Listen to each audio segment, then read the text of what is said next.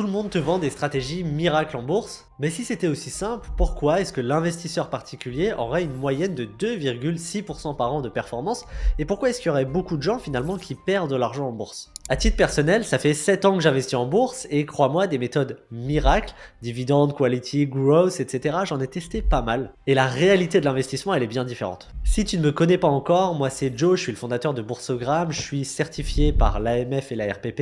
Et depuis 2022, j'ai accompagné plus de 1000 élèves qui ont investi un total de plus de 16 millions d'euros aujourd'hui dans une stratégie qu'on qualifie d'efficiente. Avec le temps, j'ai pu tester des choses, faire des erreurs et voir finalement ce qui fonctionnait et ce qui fonctionne pas. Et dans cette vidéo, j'aimerais débunker les stratégies une par une. Mais attention, je vais pas te donner une stratégie toute faite qui marche dans 100% des cas. Et justement, ces stratégies-là, je m'en méfie énormément et c'est généralement là qu'on perd le plus d'argent. Et tu verras, il y a une erreur que je vois chez 100% des investisseurs débutants. Et c'est quelque chose qu'on peut vraiment changer extrêmement simplement. Je t'en parle un petit peu plus loin dans la vidéo. La première de ces stratégies, c'est la stratégie à dividendes. Le principe, c'est d'investir dans des actions qui versent régulièrement des dividendes. Donc les critères, ça va vraiment être des ratios de dividendes. Donc par exemple, le rendement du dividende, la croissance du dividende, enfin le taux de croissance, le payout ratio, l'augmented payout ratio, l'historique du dividende, etc. Ce qu'on va te vendre dans cette stratégie, c'est le fait de créer des revenus stables et réguliers sur le long terme. C'est-à-dire que toi, tu vas avoir un portefeuille de dividendes et ces dividendes, ça va être tes revenus passifs, entre guillemets, qui vont te rendre libre financièrement. Le problème des actions à dividendes, c'est qu'on va généralement te conseiller d'investir dans des aristocrates de dividendes ou des dividendes king, qui sont des entreprises qui versent et augmentent leurs dividendes depuis 25 ans ou 50 ans respectivement. Et le problème, c'est que ces entreprises-là, ça fait, imagine, 50 ans qu'elles augmentent leurs dividendes. Donc en fait, c'est des entreprises qui sont anciennes et qui sont plus du tout dans une phase de croissance, mais dans une phase de maturité. En fait, c'est des entreprises qui sont arrivées à une certaine stabilité et qui peuvent se permettre de très légèrement augmenter leurs dividendes chaque année. Donc c'est pas une stratégie qui est mauvaise en soi, même si évidemment les dividendes c'est pas le seul critère qu'il faut regarder pour analyser des entreprises. Mais en fait factuellement tu vas investir dans des actions qui ont un potentiel de croissance qui est beaucoup plus faible que des entreprises qui sont plus jeunes ou des entreprises justement qui vont pas utiliser ce cash pour les verser aux actionnaires mais qui vont les réinvestir dans leur croissance. Et ça factuellement ça se voit si tu compares les performances des dividendes aristocrates par rapport, ne serait-ce qu'au S&P 500, on voit que les 3 dernières années, les dividendes aristocrates ont eu 2 fois moins de performance qu'un S&P 500. Et évidemment, je ne vais même pas parler de l'impact fiscal réel qui peut être dévastateur pour tes performances et qui va encore plus réduire finalement ta rentabilité sur le long terme. Ça va pas être le sujet de cette vidéo, mais les dividendes, évidemment, c'est un gain en bourse et qui dit gain dit que c'est imposé. Et donc, ça va venir grappiller ta performance. Et si tu bases toute ta stratégie sur des dividendes uniquement, il va falloir le prendre en compte dans ta performance. Et généralement, ça va être très compliqué d'avoir des performances qui sont bonnes, nettes de fiscalité, avec uniquement des dividendes aristocrates et des dividendes king. Évidemment, c'est pas l'un ou l'autre. Il y a des entreprises qui versent des dividendes qui sont extrêmement intéressantes, et des entreprises qui ne versent pas de dividendes qui sont pas intéressantes. Donc, les dividendes, selon moi, c'est pas un critère pour choisir une action, c'est simplement une conséquence d'une bonne gestion d'une entreprise. La deuxième stratégie, c'est une stratégie dont tu vas souvent entendre parler, c'est ce qu'on appelle la stratégie value. Le principe même de la stratégie value, c'est un principe qui se base sur Benjamin Graham, sur Warren Buffett et sur énormément de grands investisseurs. C'est le fait d'acheter des actions quand elles sont sous-évaluées. C'est pas plus compliqué que ça. Si on prend ce schéma explicatif, le cours de l'action, c'est quelque chose qui est très volatile. C'est la ligne que tu peux voir ici en noir. Et c'est quelque chose qui est quand même énormément soumis à l'offre et la demande. Mais ce cours de l'action, il tourne autour de ce qu'on appelle la valeur réelle d'une entreprise. Imaginons que la valeur réelle d'une action soit de 100 $, le cours de l'action va varier en étant à 80 $, 110, 105, 150, puis redescendre à 90, puis 95, etc., etc., etc. Et donc en fait, ce qu'il va falloir faire dans ce type de stratégie, c'est se dire, ok, quelle est la valeur réelle de l'action? Imaginons que ce soit 100 $. Et si le cours de l'action actuel est à 150, c'est trop cher. Par contre, le jour où ça baisse et que le cours de l'action passe à 70, j'ai 30% de marge de sécurité. Donc en fait, j'achète l'action en solde. Donc je serai forcément rentable dans la durée. Donc c'est un peu une philosophie de base, c'est du bon sens paysan, entre guillemets. Il faut savoir que historiquement, cette stratégie marche. La plupart des grands investisseurs font du value et aujourd'hui, les fonds qui surperforment le plus, c'est des fonds qui sont value. Les critères que tu vas avoir, ça va être principalement les critères de valorisation, donc le PER, PER, le PEG, le PFCF, pour citer des ratios de valorisation, ou ça va être des méthodes de calcul comme le DCF par exemple. Il y a deux avantages pour moi à ce type de stratégie. Le premier, c'est que tu as plus de protection. En fait, tu te sécurises puisque tu achètes toujours tes actions avec une marge de sécurité. Le deuxième avantage, forcément, c'est que si tu achètes ton action moins chère, tu vas chercher beaucoup plus de rentabilité sur le long terme. Et c'est une stratégie, quand elle est mixée à des small caps, qui est dévastatrice. Là, on a presque 100 ans de données dans cette étude et on voit que la stratégie des small cap value, c'est une stratégie qui a eu des performances de 14,52% par an en moyenne annualisée.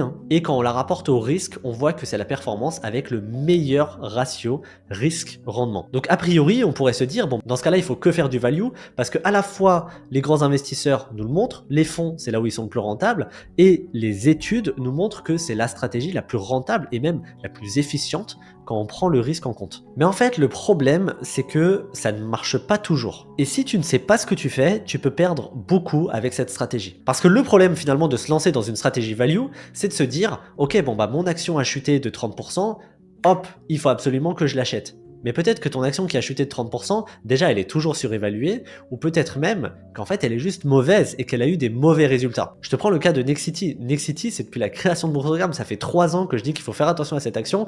Tous les ans, on me dit, oui mais elle verse énormément de dividendes, ça vaut le coup. D'accord, oui, mais l'action elle a perdu 70% de sa valeur. Et c'est pas parce qu'elle perd 70% de sa valeur qu'elle est encore intéressante. Parce qu'elle peut encore perdre 70%, d'accord ? Au prix actuel, en fait, une action peut toujours perdre. Donc il faut faire attention parce que la stratégie value, à première vue, on se dit « Ouais, c'est super, bon, en gros, quand une action baisse, je l'achète, comme ça je l'achète en solde. » Sauf que ça marche pas toujours, il faut vraiment faire des calculs et surtout, c'est pas suffisant parce qu'il faut forcément acheter des entreprises de qualité. Et justement, on en vient à la troisième stratégie qui est la stratégie quality. Comme son nom l'indique, le principe c'est d'acheter des entreprises de qualité. Donc comment on définit la qualité? Si vraiment je dois caricaturer, je dirais qu'il y a 5 choses qu'il faut regarder. La première chose, c'est une croissance qui est correcte. La deuxième chose, c'est une entreprise qui est rentable, donc avec un ROE, un ROCE, un ROIC qui sont supérieurs à 15. La troisième chose, c'est une entreprise qui est profitable, c'est-à-dire avec de fortes marges. La quatrième chose, c'est une entreprise qui a peu de dettes, ou en tout cas une dette qui est maîtrisée.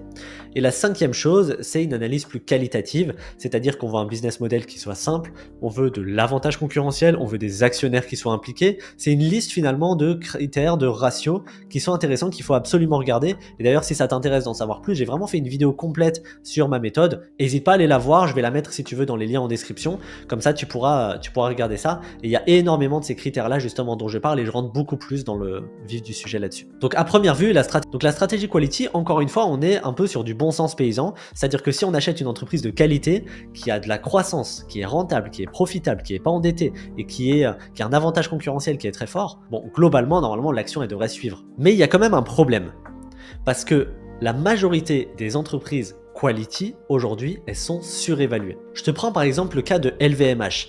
LVMH, c'est objectivement une excellente entreprise. Il n'y a rien à dire sur LVMH, elle respecte clairement tous les critères de qualité qu'on attend d'une entreprise. Mais quand l'action LVMH était montée à plus de 850 €, eh ben, c'était pas un bon investissement. La preuve d'ailleurs, c'est que du coup, en un an derrière, l'action elle a reperdu 20%. Et c'est toujours ce que je dis, c'est qu'il faut distinguer une bonne entreprise d'un bon investissement. Et cette phrase d'ailleurs, je l'ai pas inventée, je la tire de Monish Pabrai, qui est un excellent investisseur en bourse. Et justement, dans la méthode dont je vais vous parler à la fin, je m'inspire énormément de ce que Monish Pabrai fait. Et vous allez voir que finalement, c'est encore plus du bon sens. Et donc moi, j'aimerais juste vous poser une question. Je suis très curieux d'ailleurs d'avoir votre avis dans les commentaires. Est-ce qu'aujourd'hui, Apple, Nvidia, Tesla, c'est des excellents investissements? Oui, c'est des excellentes entreprises, ça c'est sûr. Mais est-ce que ce sont des bons investissements? C'est-à-dire que est-ce que ces entreprises sont à des prix qui sont corrects? Mais on pourrait se dire que oui, c'est des excellents investissements parce qu'en fait, elles ont beaucoup de croissance. En tout cas, peut-être pas pour Apple, mais pour une entreprise comme Nvidia. Et justement, c'est la quatrième stratégie, c'est la stratégie growth. Et restez bien jusqu'au bout parce que juste après, je vais vous parler de ce que moi je fais précisément par rapport à toutes ces stratégies, ce que j'en pense et laquelle j'applique.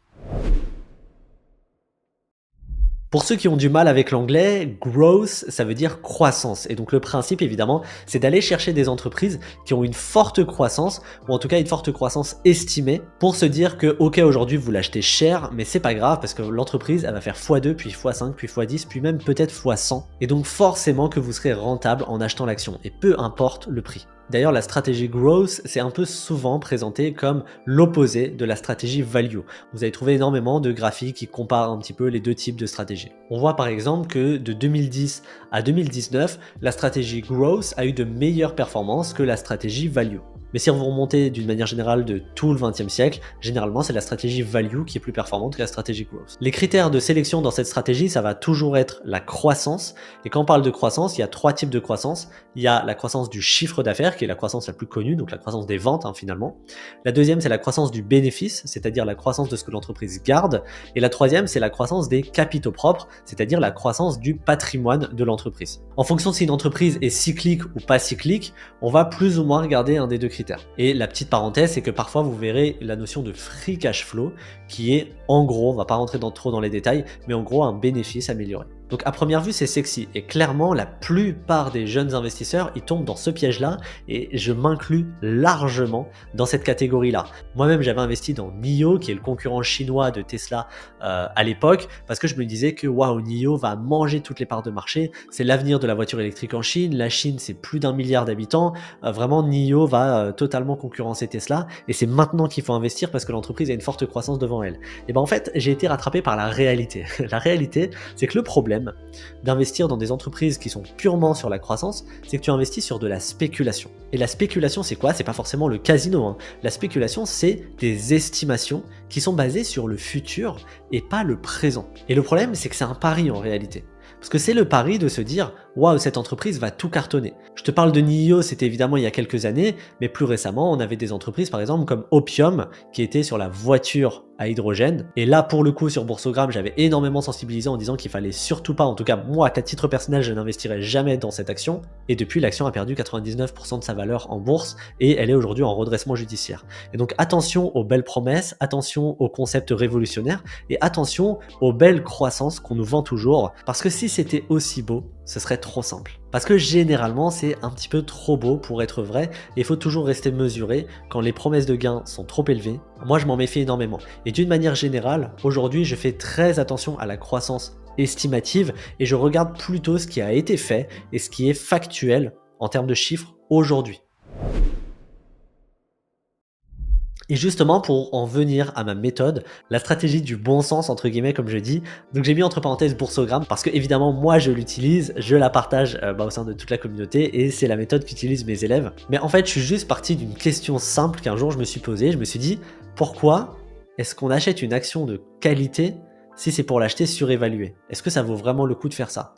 Et à l'inverse, pourquoi l'acheter pas cher, entre guillemets en value, si c'est pour avoir une action de mauvaise qualité, comme Nexity. Et en fait, ce truc-là, ça n'a pas de sens. La réalité, c'est que toutes ces stratégies, en fait, c'est uniquement du marketing.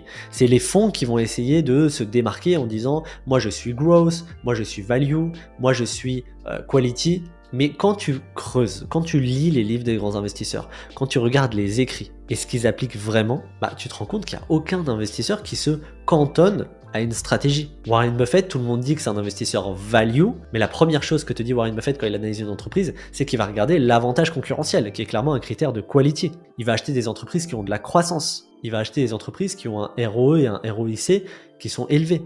Donc ça, c'est des critères de quality, encore une fois. Mais bien sûr, il fera toujours attention au prix de l'action. Et donc en fait, quand tu creuses un petit peu, je te parle de Warren Buffett, mais on pourrait parler de Benjamin Graham, Cis Klarman, Peter Lynch, Monish Pabrai, etc. En fait, ils investissent tous avec bon sens. Ils se cantonnent pas du tout à une stratégie. Et nous, du coup, on fait pareil. Donc ce qu'on va faire, nous, c'est qu'on va investir dans des entreprises qui vont respecter des critères de qualité, donc du quality. On va chercher des entreprises qui ont un gros potentiel de croissance, donc on va faire du growth aussi. Et on va les acheter avec une marge de sécurité, donc on fait du value. Et en plus de ça, on va évidemment diversifier en mettant une partie de notre portefeuille dans des small caps, parce que c'est là qu'il y a le potentiel de croissance aussi. Donc en fait, on va pas se cantonner à une stratégie parce que ça n'a pas de sens. On va mixer les trois stratégies pour vraiment aller chercher les pépites des pépites. Et peut-être que quand tu vois ça, tu te dis, bon ok, c'est beau sur le papier, mais c'est impossible de mixer les trois, sinon tout le monde le ferait. La réalité, c'est qu'ils le font déjà, les grands investisseurs, ils mixent déjà tous ces critères-là. Et quand tu regardes la plupart des grands investisseurs aujourd'hui, quand ils se sont enrichis, quand ils ont eu leur meilleure performance, c'est en début de carrière, et c'est parce qu'ils investissaient dans des small caps qui respectaient justement tous ces critères-là. Ils n'avaient pas du tout les contraintes de liquidité, etc. à l'époque. Et la deuxième chose, c'est qu'aujourd'hui, on est en 2025. En 2025, on a des screeners qui sont accessibles, qui sont gratuits, qui permettent de dénicher les meilleures actions dans le monde. On a l'intelligence artificielle, avec ChatGPT, Claude ou peu importe, qui va permettre d'accélérer ton analyse. On a plus de 100 ans de recul sur toutes les méthodes d'analyse, les vrais critères qui ont vraiment marché et ceux qui n'ont pas marché. Et donc en fait, on a une aubaine de vivre à cette époque, c'est qu'on a à la fois toutes les connaissances qui sont structurées, et en plus de ça, on peut mettre en place des systèmes bien pensés, bien mis en place, et en plus de ça, on n'a aucune contrainte en tant qu'investisseur particulier, et donc forcément, on peut aller chercher ces fameuses pépites et faire en sorte d'avoir un portefeuille qui est vraiment efficient, qui est structuré, c'est-à-dire qui va chercher de la rentabilité, qui va minimiser le risque, et sans y passer énormément de temps. Et nous, à titre personnel, en 2024, on a eu plus de 48% de performance sur le portefeuille de l'académie. Je rappelle qu'on documente chaque mois auprès de notre communauté, et on a sondé justement les élèves qu'on a accompagnés, et c'est aussi cette méthode que nos élèves appliquent, d'accord, et on les a sondés. Aujourd'hui, ils ont une performance annuelle moyenne depuis la création de Boursogramme de 12,86% par an. Si ça t'intéresse d'en savoir plus, j'ai fait vraiment une masterclass complète sur le sujet, c'est une vidéo d'1 heure, d'accord, où je détaille tout, donc en gros les 4 étapes pour chercher plus de rentabilité. Dans le lot, on va aborder tous les critères que j'utilise pour la qualité et comment je valorise une entreprise, c'est-à-dire comment j'achète une action à un bon prix. Je vais détailler ça, je vais te parler aussi des small caps, il y a vraiment tout dans cette vidéo-là, donc n'hésite pas à cliquer sur le lien dans la bio. Et dernière chose, c'est qu'en cliquant sur la vidéo, tu auras la possibilité, si tu le souhaites, de rejoindre notre communauté privée gratuitement, sur laquelle on condense énormément de ressources privées. Donc, n'hésite pas à aller voir tout ça, ok? Je te laisse là-dessus. Ciao!